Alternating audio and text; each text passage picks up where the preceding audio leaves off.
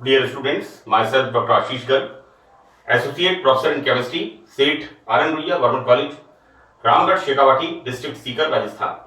बच्चों, BSc part first organic chemistry में हमारी यूनिट है arenes and aromaticity, and this is the last audio visual of this chapter. It's a big unit. मैंने कोशिश की है कि मैं एक एक कंसेप्ट को अच्छी तरह से एक्सप्लेन करने की, एक्सप्रेस करने की कोशिश करूं सरल भाषा में, जिससे बच्चों को इसका लाभ मिल सके। क्योंकि ऑनलाइन टीचिंग में टीचर एंड टॉट, बच्चों का और टीचर का इंटरेक्शन नहीं होता, इसलिए मैंने संभवतया मैक्सिमम मैटर मेरे लेक्चर्स में मैंने नोट किया है और उसको एक्सप्लेन किया है जिस तरह से हम क्लासरूम टीचिंग करते हैं। देखो बेटा, यहां पर हमने पार्ट 14 में बाइफिनाइल के बारे में हमने पढ़ा था कि किस तरह से दो बेंजीन रिंग आपस में जुड़ी हुई होती हैं, और इसे हम कहते हैं बाइफिनाइल, राइट। और देखो बेटा, जब इस तरह से होती हैं,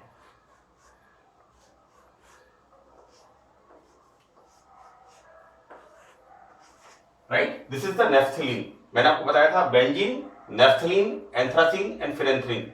मैंने आपको कहा था this is the naphthalene,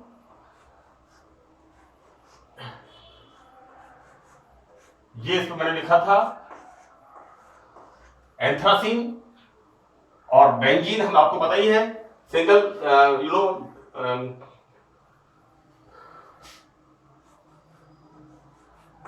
this is the benzene. मैंने आपको कहा था बेंजीन, नेफ्थलीन, एंथ्रासीन, और यदि इसको आप इधर लिख दोगे then this is the phenanthrene. और मैंने आपको कई बार कई लेक्चर्स में कहा है BNAP, बनाना। ये सिर्फ याद करने के लिए है। बेंजीन, दो बेंजीन रिंग कंटेंस्ड है नेफ्थलीन, तीन बेंजीन रिंग कंटेंस्ड है एंथ्रासीन, और ये तीसरी वाली रिंग जब ऊपर इस तरफ यहां होती है, this is the phenanthrene, right. Anyway, हम बाइफिनाइल की हम स्टडी कर रहे हैं, और उसमें इस पार्ट में हम केमिकल रिएक्शंस की बात करेंगे। देखो बच्चों, ऐसा है कि बाइफिनाइल ऑब्वियसली यहां पर दो बेंजीन रिंग है, तो it shows electrophilic substitution reaction, और यहां पर प्रमुख रूप से पैरा प्रोडक्ट बनता है, राइट। यहां पर मेन प्रोडक्ट बनता है पैरा प्रोडक्ट, एवं ऑर्थो प्रोडक्ट कम मात्रा में बनता है, right.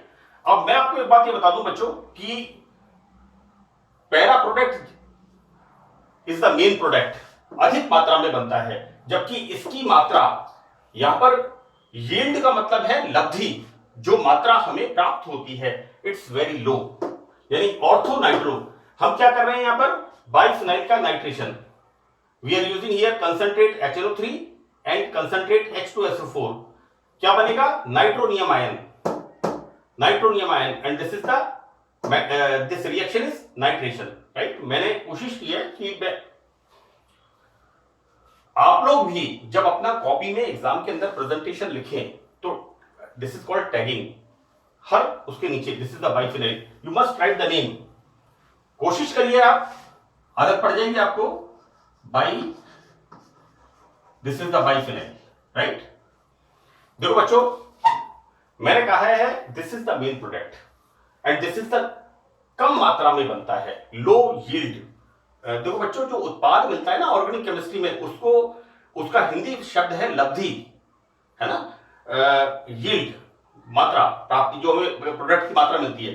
So why it is low, इसके पीछे रीजन क्या होता है कि ये जो रिंग होती है इस तरह से, ये जो रिंग होती है, इस रिंग की वजह से यहां पर इसका स्टीरिक हिंड्रेंस, त्रिविम बाधा प्रभाव होता है, जिसके कारण यहां पर यह कम मात्रा में बनता है, राइट।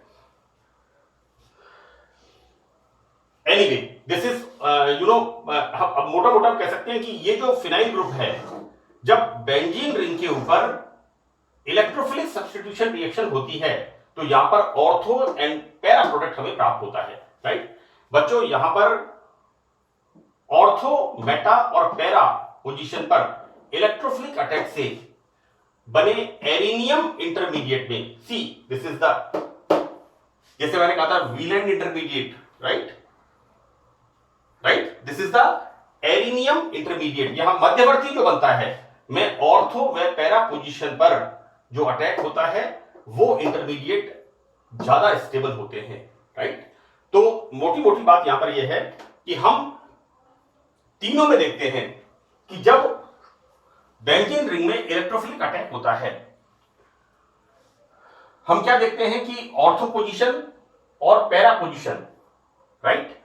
इलेक्ट्रोफिलिक अटैक मैं इसको एक्सप्लेन करूंगा। यहां पर इलेक्ट्रोफिलिक अटैक, अब बच्चों देखो यहां पर, यहां लिखा है थर्ड, यहां लिखा है मोस्ट स्टेबल, राइट। इसी तरह से जब पैरा पोजीशन पर अटैक होता है इलेक्ट्रोफाइल का, इसके रेस्पेक्ट में ortho meta para, this is most stable.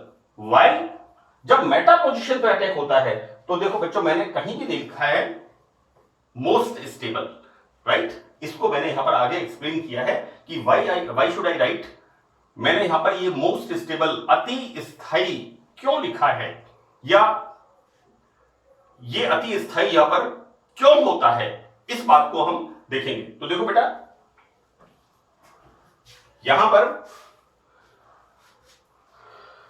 Obviously ortho position पे अटैक हो रहा है, तो यहां पर this electron shifted here so that this electrophile comes here and deficiency comes here. Now resonating structures हम देखते हैं, these electron shifted here so that this deficiency comes here. Look here, यहां पर ये पाई इलेक्ट्रॉन इधर shift होंगे तो electron न्यूनता यहां पर आएगी, राइट। और ये जो इलेक्ट्रॉन न्यूनता आई है यहां पर और यहां पर, इसको बच्चों मैंने यहां पर समझाया है। ये जो मैंने आगे स्ट्रक्चर्स बनाए हैं, मैंने कोशिश की है कि ये मोस्ट स्टेबल तो मैंने लिख दिया, now why these are most stable, ये क्यों स्टेबल हैं, इसको मैंने यहां पर बताया है कि ये धनावेश किस तरह से दूसरी बेंजीन रिंग में डिलोकलाइज होता है, विस्थानीकृत होता है। Now this is most stable, right. इसकी बात अपन आगे करेंगे, राइट। नाउ जब अटैक पैरा पोजीशन पर होता है, जब पैरा पोजीशन पर अटैक होता है, सी बच्चों इसके रेस्पेक्ट में ortho meta para, now this electron shifted here, this electrophile comes here, यहां पर आएगा, सो यहां पर धनावेश, now this electron shifted here, so positive charge comes here, again same position, right. यहां पर उस कार्बन पर धन आवेश आ रहा है जिस पर बेंजीन रिंग जुड़ी हुई है, और यहां पर मैंने लिखा है मोस्ट स्टेबल, राइट। इसको मैं आगे एक्सप्लेन करता हूं। Now this is the fifth one, now this electron shifted here and the deficiency comes here and this is the fourth, this is the sixth structure, right.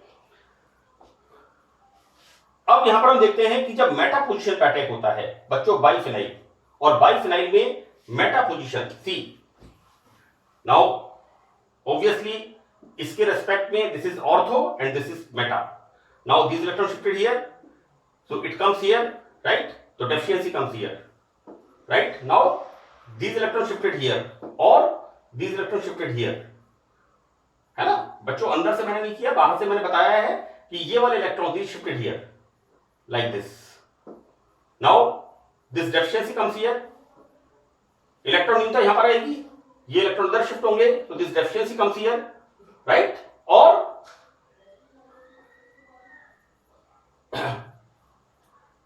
In electron को इधर shift होने से deficiency comes here, this is the ninth structure, right. मैंने बच्चों आगे 4-5 लाइनें लिखी हैं, वो इसका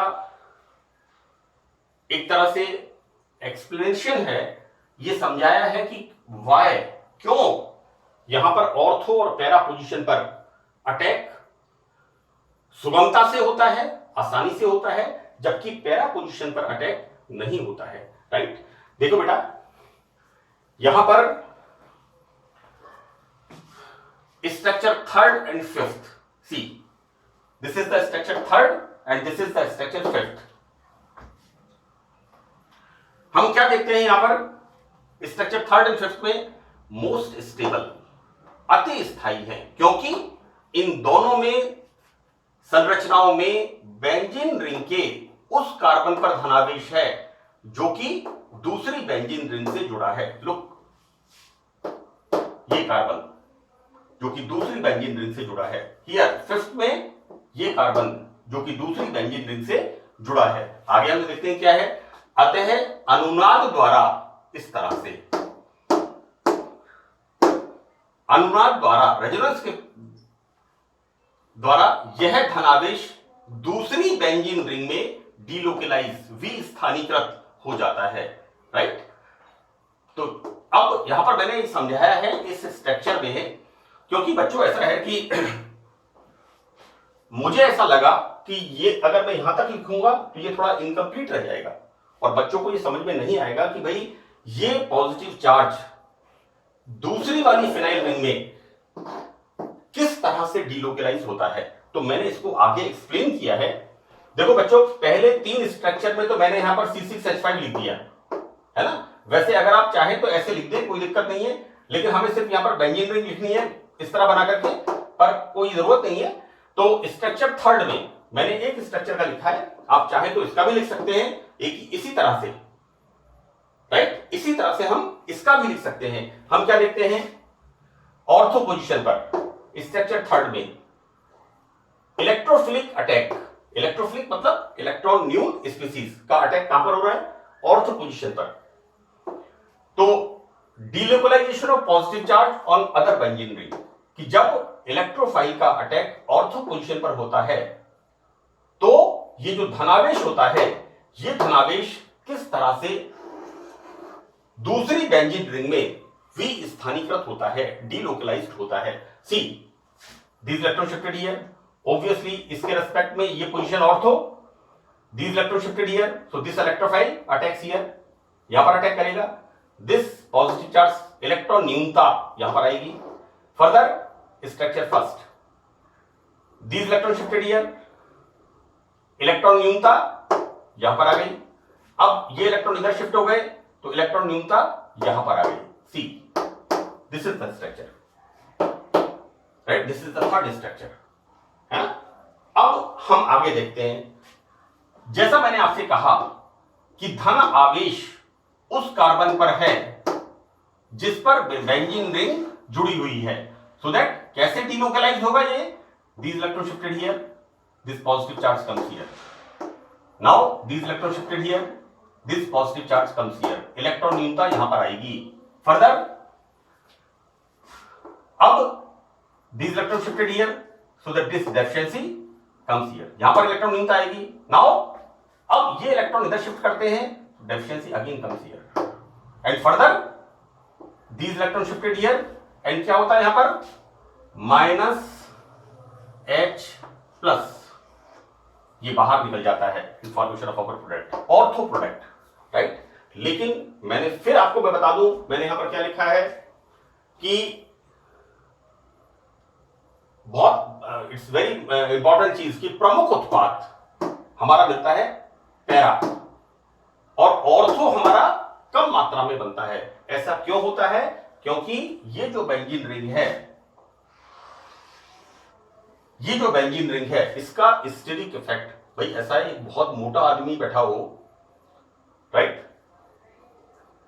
हमारी रोडवेज बस होती है ना, उसमें दो सवारी के बैठने वाली सीट होती है और उस पर अगर एक 100 किलो का आदमी बैठा हुआ हो और आपको उसके बगल में बैठना पड़े, है ना, तो आप थोड़ी देर बाद ऐसा महसूस करोगे उसकी त्रिविम बाधा के कारण वो धक्के मार मार को आपको नीचे गिराने की कोशिश करेगा और आपको लगेगा कि टिकट तो मैंने भी पूरा लिया है और ये मेरी सीट घेर के बैठा हुआ है, राइट। बिल्कुल वैसी स्थिति यहां पर है। तो ये इलेक्ट्रोफाइल शराफत से पैरा पोजीशन पे चला जाता है। इसलिए हम इस बात को बताते हैं कि यहां पर कैसे इलेक्ट्रोफिलिक अटैक, पैरा, भाई ऑर्थो और पैरा डायरेक्टिंग है, लेकिन हमारा जो उत्पाद हमें क्या मिलता है, हमारा उत्पाद हमें मेन प्रोडक्ट मिलता है पैरा प्रोडक्ट, राइट। तो दिस इज द एक्सप्लेनेशन कि क्यों मेटा पोजीशन पर इलेक्ट्रोफाइल का अटैक बाइफिनाइल में नहीं होगा, कहां पर होगा? ऑर्थो एंड पैरा में होगा, और ऑर्थो एंड पैरा में भी कहां पर मेनली होगा? पैरा पोजीशन पर, right? So that's over. Here is the last reaction, oxidation. बच्चों, this is the chromic acid. Actually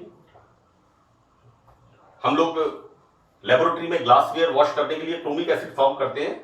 क्या करते हैं कि पोटेशियम डाइक्रोमेट को कंसंट्रेट सल्फ्यूरिक एसिड में डिसॉल्व करते हैं और उसको गर्म करते हैं, राइट? तो कुछ ग्रे कलर का और ग्रीन कलर का एक सस्पेंशन फॉर्म होता है, that is the chromic acid, and is a very strong oxidizing agent, है ना? हमारे जो ग्लासवेयर्स वगैरह होते हैं उनको क्रोमिक एसिड में डिप कर देते हैं और आफ्टर फ्यू आवर्स वो बिल्कुल अच्छी तरह से नीट एंड क्लीन हो जाते हैं, है ना?